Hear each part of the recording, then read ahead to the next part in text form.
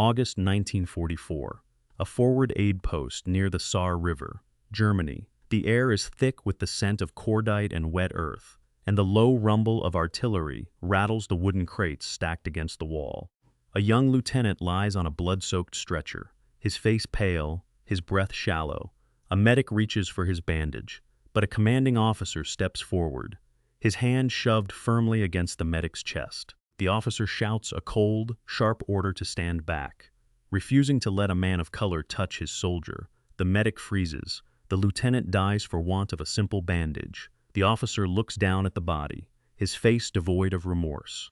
What Patton did when he discovered that a man's pride was allowed to outweigh a soldier's life would be a lesson that echoed throughout the Third Army. This is the story of what happened when a man's color mattered more than his courage.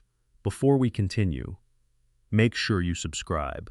We tell the World War II stories that show what happened when old hierarchies met new realities. Corporal Nathaniel Brooks was 24, born in Richmond, Virginia, and assigned as a combat medic to the infantry company under Captain Townsend's command. He had grown up in the shadow of the segregated South, working his way through medical training with a singular focus: to save the lives that others disregarded. He had graduated at the top of his medic class, possessing a steady hand and an uncanny ability to stay calm when the world around him descended into chaos. Within just 1 week of reaching the front, he had already saved 6 soldiers, dragging them from the mud and stitching their wounds while under heavy fire. Every one of those men he pulled to safety was white, and he had performed those miracles in the shadows, keeping his head down whenever Townsend was near. He was a man defined by his quiet competence and the heavy, invisible burden of proving his worth every single hour of the day. Captain Gerald Townsend was 36, hailing from Indianapolis, Indiana, and serving as a company commander who carried his own warped ideology like a shield. He believed that the battlefield was no place for integration, often stating that he would rather risk the lives of his men than compromise his own rigid, exclusionary standards. His privilege was visible in every aspect of his conduct, down to the pristine, custom-fitted personal first aid kit he carried. He refused to let anyone else use it, preferring to fumble through bandages himself, poorly and with disastrous results, rather than allow a man of color to provide the professional care he was trained to give. Townsend had even filed a formal complaint at the regimental level, demanding that he be provided with what he called racially appropriate medical staff. He was a man who prized the purity of his own prejudice above the beating hearts of the very soldiers he was sworn to lead. By August 1944, the Allied advance across France had transformed into a rapid, grinding pursuit of retreating German forces toward the German border itself. This period was marked by extreme logistical strain, where supply lines stretched to their breaking point and units often operated in isolation, cut off from the traditional support and oversight that defined static warfare. The geography of the Sar River region presented a brutal landscape of dense woodlands, industrial hubs, and fortified positions that demanded constant, high-tempo combat. In such a volatile environment, the cohesion of a company rested on the individual integrity of its officers and the willingness of every man to function as part of a single, unified machine. However, the chaos of the occupation and the fluidity of the front created dark pockets where an officer's personal ideology could supersede Army regulations. While the broader Allied strategy focused on momentum and survival, some commanders exploited this isolation to enforce their own twisted social hierarchies. They ignored directives that arrived from the rear, banking on the fact that communication was slow and battlefield reality was difficult to verify. For months, this unchecked arrogance had festered among certain ranks, with incidents of discrimination being quietly swept under the rug or dismissed as minor friction. It was a failure of leadership that poisoned the ranks, turning the very men who needed each other for survival into instruments of petty, systemic cruelty. These officers gambled that the urgency of the war would grant them immunity for their conduct, assuming that the blood shed in the mud would never be audited by higher authority. But the silence surrounding these acts was about to be broken, and the distance between the front line and the commander's office was smaller than these men dared to imagine. Back at the aid post, the silence grew heavy as the consequences of this neglect finally hit the ground. "Captain, we have a man bleeding out on the stretcher. Medic Brooks is right here. He needs to start the pressure now." The staff sergeant spoke with a tight, urgent edge in his voice. Townsend did not even look at the sergeant. He kept his back turned, hands clasped behind him as he stared toward the tree line. "We wait for the doc from the battalion, Sergeant. That is an order." The sergeant stepped closer, his boots crunching on the gravel. "Sir, the lieutenant is losing color fast. If he doesn't get 3 minutes of direct pressure on that femoral artery, he will be gone. Brooks is the best medic we have." Townsend turned then, his eyes cold, his expression unchanging. "I said we wait. No colored hands will be touching my men under my command." Brooks stood just 4 feet away, his bag open, his eyes fixed on the graying face of Lieutenant Marsh. He did not move. He could not. The sergeant looked between the dying man and the captain, his jaw tightening in disbelief. "Captain, that is a death sentence. You are letting him bleed out." Townsend pulled a personal, leather-wrapped first aid kit from his webbing and tossed it onto the stretcher next to the lieutenant. "Use that if you must, but you will not let that man touch him. I have requested proper staff for this company, and I will not compromise the standards of my unit to accommodate him."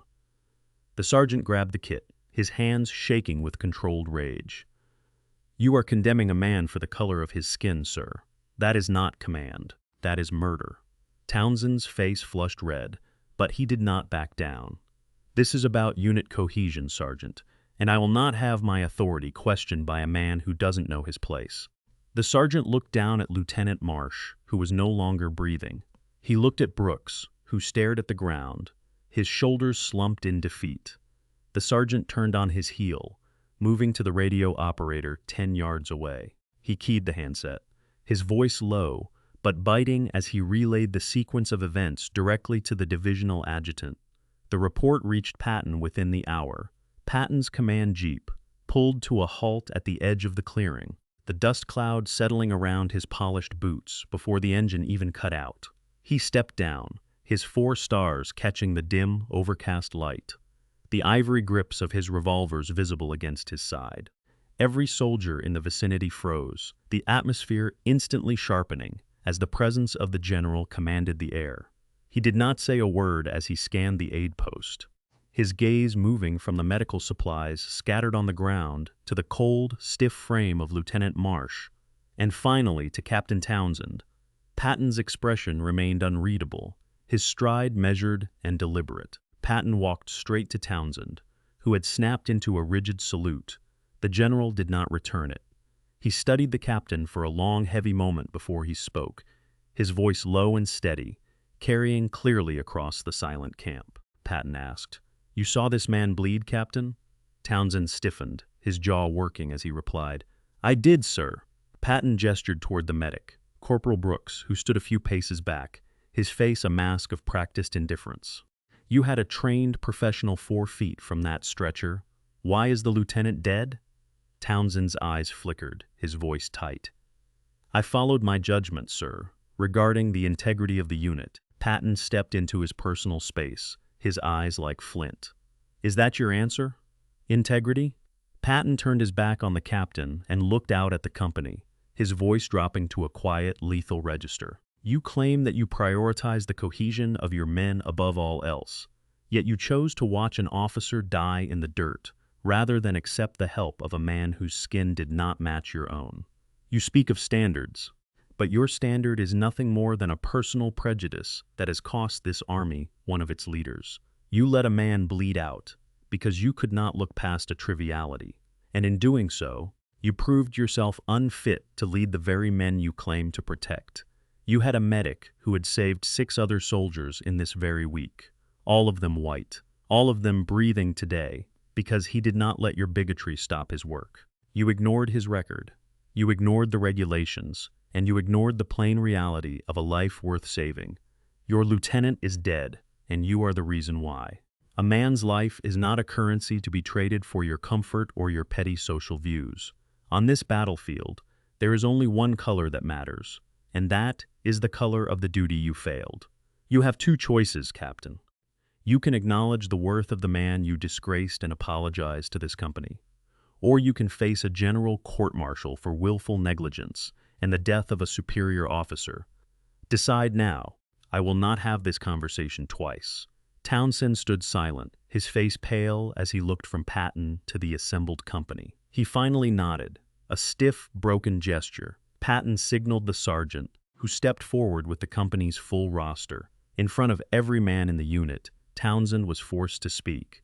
He stood before Corporal Brooks and recited, name by name, the 6 men the medic had pulled from the fire, detailing each wound and the life-saving measures applied in the face of machine gun fire. He spoke the words to the air, his voice cracking, the weight of his own failure visible in his slumped posture. Every soldier watched in silence, the air thick with the smell of wet pine and distant cordite. Patton stood motionless behind him, a dark, implacable silhouette. Once the list was done, Patton stepped forward and announced the new Third Army medical directive, stating clearly that any medic would treat any soldier, regardless of race or rank, and that interference from any officer would result in immediate and permanent relief from command.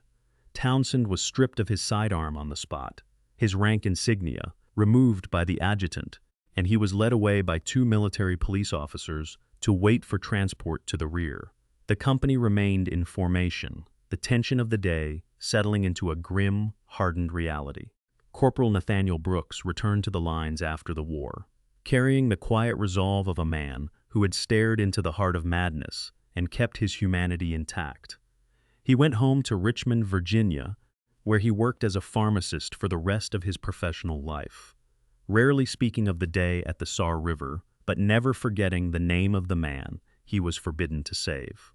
He lived a full life, surrounded by a family that respected his quiet strength, and passed away in 1994, leaving behind a legacy of integrity that served as a silent rebuke to the prejudices he had faced in uniform. Captain Gerald Townsend did not fare as well. Following his public disgrace and relief from command, he served a 3-year term in a military prison for his role in the death of First Lieutenant Marsh. He returned to Indianapolis a bitter and broken man, estranged from his social circle, and struggling to reconcile his rigid, exclusionary past with a world that had moved on without him. He lived a quiet, isolated life in the outskirts of the city, working as a clerk until his death in 1972, often seen sitting on his porch, alone, staring at nothing. General Patton never spoke about the incident in his memoirs or public speeches, treating the correction of a rogue officer as simply another matter of command discipline. However, the official report remained in his private files for the duration of his life, a testament to his uncompromising view on the standard of a soldier. In a letter to his wife written shortly after the event, he briefly mentioned that he had cleared out a bad officer, noting that he would have no part in allowing prejudice to compromise the fighting effectiveness of his army. Some historians have argued that the incident was merely a reflection of the systemic tensions that existed within the military structure at the time, suggesting that individual officers were often left to navigate a chaotic and poorly defined policy landscape. Others have argued that such confrontational intervention from a high-level commander was an unnecessary disruption of established chain of command protocols that could undermine unit autonomy in the field. What is certain is that the subsequent Third Army Medical Directive effectively ended the era of officer-sanctioned discrimination within Patton's jurisdiction, setting a firm, unavoidable standard that prioritized medical necessity over any personal racial or social bias. If you had been in Patton's position, would you have done the same, or would you have chosen a softer path? Let us know in the comments. And if you want more stories about what happened when old hierarchies met new realities, make sure to subscribe.